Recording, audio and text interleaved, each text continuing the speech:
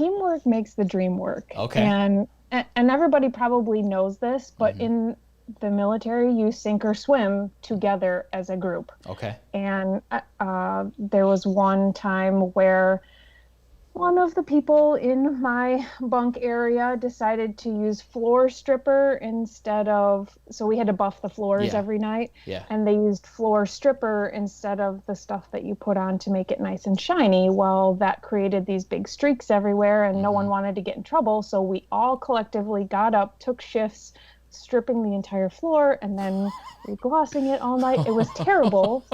And that person ended up paying us back by doing night watch for several weeks in a row. Yep.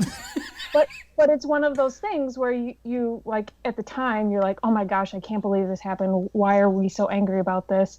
And then you move on and you learn how to incorporate those. Okay, well, this, embrace the suck and we'll deal with it, and we move on together, and it's done, and we fixed it, and it's over. How did you guys learn that as a group? Did everyone kind of walk into that experience kind of expecting the fact that, like, I'm going to be tied at the hip to how big was a unit? It really depends. I think there were like 20 females in my platoon. Yeah. And everybody is assigned a battle buddy, and Okay. that person is your person that's tied to the hip. So Yeah. you hope for a great one. Yeah.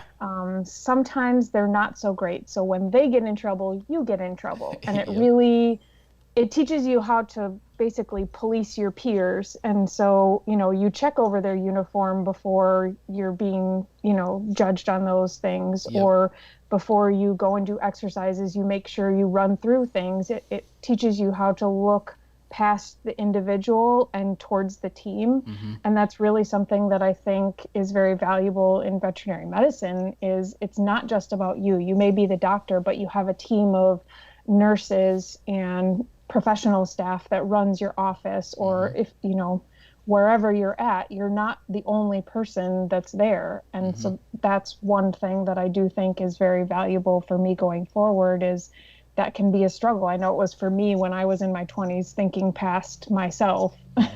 Yeah, that's actually, so if you're not familiar with kind of the way that we structured PAW, it is, so we have a toppled hierarchy. Traditionally in your veterinary practices, it goes pretty much straight down from doctor to vet nurse or veterinary technician to unlicensed medical staff to reception staff, and those are your four primary roles. And there are other things that happen in a vet practice. However, for us, it's all about each one of those roles has a unique skill set, a unique talent base, and a unique insight into the patient care process. And yes, even though to acquire a DVM title and all the credentials and stuff that go with that, it takes time and effort and money, all that sort of stuff. It doesn't mean that they have the same insight that a technician or a nurse is going to have. It doesn't mean that, for me, I have zero medical or veterinary experience. I don't know anything about actually treating animals.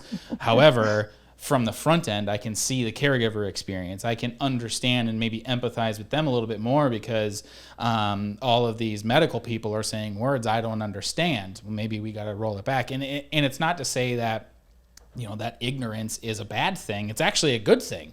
So the more that you can value the insights of your team, the more that you can appreciate the way in which they look at the world, I think the easier it is to have a successful practice.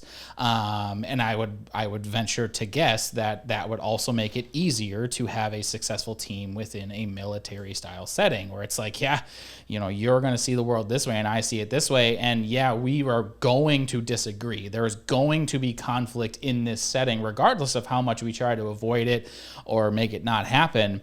So the more that I can look at you and say, hey, you provide value at your position, and I want to collaborate with you based on that value, I think the easier it is to create success within missions and all that sort of stuff. But I didn't live it. Am I off my rocker?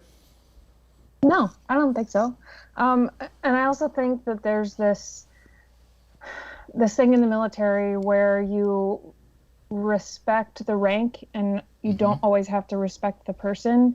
You're gonna disagree, like you said. Yep. You're not always gonna be on the same page, and it's sort of like playing this personality Jenga where, even in vet school, they may tell you something that you don't like, or they may grade you in a way that you perceive as unfair. But the bottom line is they're the one that's grading you. Yeah. They're the one who's telling you what to do. And you can call it an injustice and get really upset about it. But at the end of the day, it is what it is. And so you respect the fact that they're in charge and do what you can and control what you can, and then you move on.